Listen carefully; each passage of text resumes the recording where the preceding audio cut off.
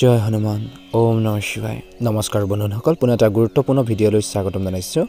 মকৰ ৰাশিৰ জাতক জাতিকাসকলৰ এই মাৰ্চ মাহটো কিদৰে পাৰ হ'ব কি ক্ষেত্ৰত পৰিৱৰ্তন দেখিব পাব সকলোখিনি তথ্য আমাৰ এই গুৰুত্বপূৰ্ণ ভিডিঅ'টোৰ জৰিয়তে জানিব পাৰিব ভিডিঅ'টো প্ৰথমৰ পৰা শেষলৈকে চাই থাকিব অত্যন্ত গুৰুত্বপূৰ্ণ ভিডিঅ' আৰু বিশেষকৈ কিছু সাৱধানতাৰ আপোনালোকে এই মাহটোত অৱলম্বন কৰিব লাগিব গতিকে সকলোখিনি দিশ আপোনালোকে জানিব পাৰিব এই চেনেলটোৰ জৰিয়তে কেৰিয়াৰ প্ৰেম স্বাস্থ্য সকলো মকৰ ৰাশিৰ লোকসকলৰ সাংগঠনিক ক্ষমতা যথেষ্ট ভাল আৰু এই ৰাশিৰ লোকসকল অতি আৱেগিক আৰু কামৰ প্ৰতি সদায় নিষ্ঠাৱান এই ৰাশিৰ লোকসকল অনুশাসিত দায়িত্বশীল আৰু ব্যৱহাৰিক প্ৰকৃতি হয় এই ৰাশিৰ লোকসকলৰ আচৰিত ধৰণৰ যুক্তিসংগত ক্ষমতা আছে এই মানুহবোৰৰ বিশ্বাসযোগ্য বন্ধু বুলি প্ৰমাণিত হয় এই ৰাশিৰ লোকসকলে নিজৰ বিপদত বিশেষকৈ আনক সম্পূৰ্ণ সহায় কৰা বা নিজৰ সেইখিনি ক্ষেত্ৰত কোনোবা যদি ব্যক্তি যদি বিপদত পৰে সমস্যাত পৰে এওঁলোকে সদায় আগবাঢ়ি যায় আৰু তেওঁলোকৰ মাজত দৰ্শনৰ জ্ঞান বেছি বুলি কৈছে মকৰ ৰাশিৰ জাতক জাতিকাসকলৰ মকৰ ৰাশিৰ জাতক জাতিকাসকলৰ প্ৰভু শনি আপোনালোকৰ আদৰণীয় আপোনালোকৰ হ'ব মহাদেৱ আৰু লাকিৰ ৰং হ'ব আকাশ নীলা তাৰপিছত ৰাশি ভিত্তিক আপোনালোকৰ শনিবাৰ বুধবাৰ আৰু শুক্ৰবাৰ প্ৰথমতে আহিছোঁ কেৰিয়াৰ কেৰিয়াৰৰ ক্ষেত্ৰত কি পৰিৱৰ্তনৰ কথা কৈছে এই দশম স্থানত এবাৰ আপোনালোকৰ দেৱগুৰু বৃহস্পতিৰ প্ৰভাৱৰ বাবে আপোনালোকৰ কৰ্মৰ ক্ষেত্ৰত ভাল লাভ পাব বুলি কৈছে আৰু এপ্ৰিলৰ পিছতো সময় অনুকূল হৈ আহিছে আৰু এই সময়ত অৰ্থাৎ এই মাহত কাৰোবাৰ লগত নতুন কাম আৰম্ভ কৰিব পাৰিব কিবা এটা ব্যৱসায় হওক বা কিবা এটা ভাল কামত আপোনালোকে আগবাঢ়ি যাব পাৰিব য'ত আপোনালোকৰ লাভ পাব বুলি কৈছে ৰাহু কেতু আপোনালোকক বহুত বেছি সহায় কৰিব সহযোগ কৰি যাব বুলি কৈছে ৰাহুৱে আপোনালোকৰ আত্মবিশ্বাস বৃদ্ধি কৰিব আৰু আপুনি ৰিস্ক ল'বলৈ কিছুমান ক্ষেত্ৰত সক্ষম হ'ব বুলি কৈছে আৰু এই সময়ছোৱাত আপুনি কঠোৰ পৰিশ্ৰম কৰিব আৰু চাকৰি বা ব্যৱসায়টো নিজৰ উচ্চাকাংক্ষা পূৰণ কৰিব পৰা অৱস্থা থাকিব বহিৰাজ্যত যদি কাম কৰিব বিচৰা লোকসকলৰ সপোন যে আপোনালোকৰ এইখিনি সময়ত পূৰণ হ'ব পাৰে বুলি কৈছে ৰাশি প্ৰভু শনিৰ আপোনালোকৰ গ্ৰহৰ বাবে আপোনালোকৰ নিজৰ ৰাশি থাকিব আৰু গতিকে ই আপোনালোকৰ বিশেষ ক্ষতি নকৰে বুলি কৈছে পৰিয়াল বা পাৰিবাৰিক ক্ষেত্ৰত পাৰিবাৰিক আৰু সামাজিক দৃষ্টিকোণৰ পৰা এই সময়খিনি আপোনালোকৰ অত্যন্ত শুভ দেখা পোৱা গৈছে সুন্দৰভাৱে পাৰ হ'ব আপোনালোকৰ ঘৰখনৰ ক্ষেত্ৰত বা আপোনালোকৰ নিজৰ ঘৰুৱাৰ ক্ষেত্ৰত চলি থকা সমস্যাবোৰ কেনেকৈ সমাধান কৰিব পৰা যায় কেনেকৈ সলভ কৰিব পৰা যায় সেইখিনিৰ ক্ষেত্ৰত আপোনালোকে বহুত বেছি চিন্তিত হৈ থাকিব বুলি কৈছে আৰু থুলমূলকৈ ক'বলৈ গ'লে স্বাস্থ্যৰ ক্ষেত্ৰতো আপোনালোকৰ এই সময়খিনিত আপোনালোকৰ ধৈৰ্য বজাই ৰাখিব মকৰ ৰাশিৰ জাতক জাতিকাসকলৰ মাৰ্চ মাহৰ ৰাশিফল অনুসৰি মাৰ্চ মাহটো মকৰ ৰাশিৰ লোকসকলৰ বাবে স্বাভাৱিক হ'ব ব্যৱসায় আৰু চাকৰিৰ সন্দৰ্ভত উৎখান পতনে ভৰি আছে মাহটো অৱশ্যে শিক্ষাৰ ক্ষেত্ৰত কঠোৰ পৰিশ্ৰম কৰিলে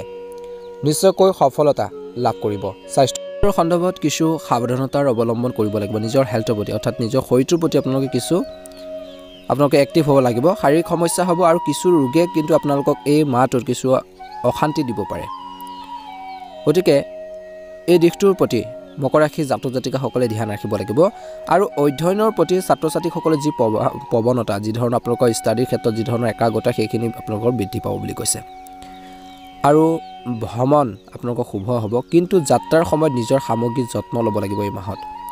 চাকৰিৰ শিক্ষা ভ্ৰমণ স্বাস্থ্য আৰু পৰিয়ালৰ ক্ষেত্ৰত মকৰ ৰাশিৰ লোকসকলৰ বাবে মাৰ্চ মাহটো কিদৰে পাৰ হ'ব আপোনালোকে দীঘলীয়াকৈ জানিব পাৰিব মকৰ ৰাশিৰ মাহেকীয়া ৰাশিফল অনুসৰি চাকৰি বা কেৰিয়াৰৰ ক্ষেত্ৰত ধৰণৰ পৰিৱৰ্তন দেখিব 14 মাৰ্চৰ এই সময়খিনিত আপোনালোকে কৰ্মৰ ক্ষেত্ৰত বা এই মাহটো আপোনালোকৰ নিয়োগৰ পৰ্যায়ত উৎখান পতনে ভৰি পৰিব বুলি কৈছে 13 মাৰ্চলৈকে আপোনালোকৰ এই সময়খিনিত নৱম পঞ্চম ৰাজযোগত থাকিব যাৰ বাবে পেছাদাৰীসকলে নতুন প্ৰকল্পত কাম কৰাৰ সুযোগ পাব যি আপোনালোকৰ জ্ঞান বৃদ্ধি কৰিব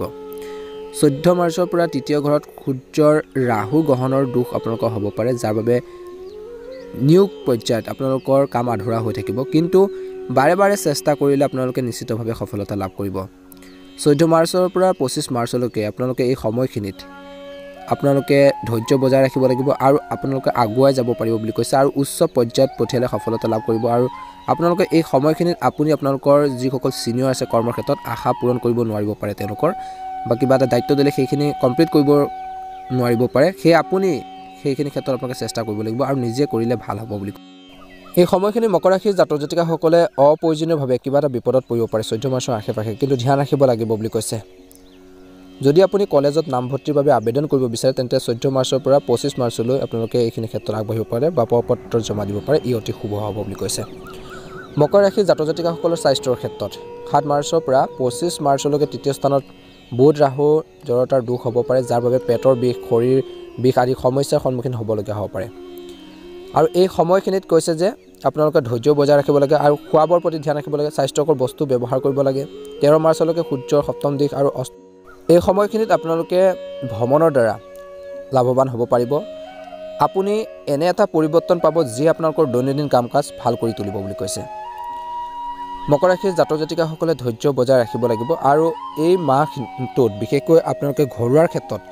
যিখিনি পাৰিবাৰিক যি সমস্যা, সেই সমস্যাৰ সন্দৰ্ভত আপুনি কিবা এটা ডিচিশ্যন বা কিবা এটা আপোনালোকে সিদ্ধান্ত ল'বলৈ সক্ষম হ'ব বুলি কৈছে। কিন্তু ধ্যান ৰাখিব লাগিব ঘৰুৱা পৰিৱেশটো আপুনি নিজে ভাল কৰি ৰাখিবলৈ চেষ্টা কৰিব লাগিব। ঘৰত যাতে কোনো ধৰণৰ কাজিয়া পেচাল সৃষ্টি নহয়, ঘৰৰ পৰিৱেশটো সুন্দৰ কৰি ৰাখিবলৈ চেষ্টা কৰিব। হাঁহ কাজিয়াৰ পৰা দূৰত্ব ৰাখিব আৰু পিতৃ মাতৃ বা আপোনালোকৰ যিসকল ঘৰত বয়োজ্যেষ্ঠ লোক আছে তেওঁলোকৰ যি পৰামৰ্শ, যি ধৰণৰ গাইডেন্স আপোনালোকক দিব এই মাহত, সেইখিনি সুন্দৰভাৱে ল'বলৈ চেষ্টা কৰিব লাগিব বুলি কৈছে। তেতিয়া এটা উন্নত ফলাফল আপোনালোকৰ কৰ্মৰ ক্ষেত্ৰতে হওক, কেৰিয়াৰৰ ক্ষেত্ৰতে হওক, প্ৰত্যেকটো ক্ষেত্ৰতে এটা ভাল প্ৰতিফলন দেখিব। কাৰণ সেই ধৰণৰ বা তেওঁলোকৰ যি উপদেশ বা যি আপোনালোকৰ গাইডেন্স পাব সেইখিনি বহুত বেছি উপকৃত কৰিব, আগবাঢ়ি যাব পাৰিব। ব্যৱসায় দৃষ্টিকোণৰ পৰাও আপোনালোকে এই মাৰ্চ মাহটোত মকৰ ৰাশিৰ জাতক জাতিকাসকলে ধ্যান ৰাখিব লাগিব যাতে কোনো ধৰণৰ আপোনালোকৰ ব্যৱসায় ক্ষেত্ৰত যি ধৰণৰ সিদ্ধান্ত ল'ব সেইখিনিত যাতে কোনো ধৰণৰ সমস্যা নহয় বা তাৰ প্ৰতি বা সকলো দিশ চাব লাগে যে টকা পইচাৰ বিনিয়োগ কৰাৰ ক্ষেত্ৰতো যে ক'ৰবাত টকা পইচা ইনভেষ্ট কৰিব বিচাৰিছে, আপোনালোকে লগাব বিচাৰিছে, কিন্তু আপোনালোকে যদি সেইখিনি ক্ষেত্ৰত কিছু আপোনালোকৰ অভিজ্ঞতাৰ কম আছে, কিছু আপোনালোকৰ জ্ঞানৰ কম আছে, তেনেহ'লে আপোনালোকে ভাবিব আৰু ভাবি চিন্তি বা জনাশুনা ব্যক্তিৰ পৰা আপোনালোকে নজনা চলিও আপোনালোকে তেওঁলোকৰ পৰা সুপৰামৰ্শ গাইডেন্স ল'ব যে কি কৰিলে ভাল হ'ব, আচলতে কেনে পৰ্যায়েৰে আগবাঢ়িব সেইখিনি ক্ষেত্ৰত ধ্যান ৰাখক। নহ'লে আপোনালোকৰ ডিচিশ্যন লওঁতে কিছুমান ক্ষেত্ৰত সমস্যা আহি পৰিব পাৰে বুলি কৈছে, সম্ভাৱনা যথেষ্ট দেখা পোৱা গৈছে।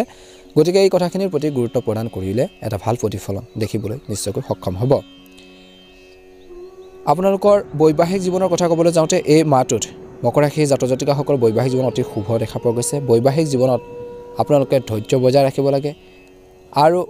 টকা পইচাৰ কথা বতৰাক লৈ বিশেষকৈ আপোনালোকৰ মাজত কিছু মিছ আণ্ডাৰষ্টেণ্ডিং হ'ব পাৰে বুলি কৈছে।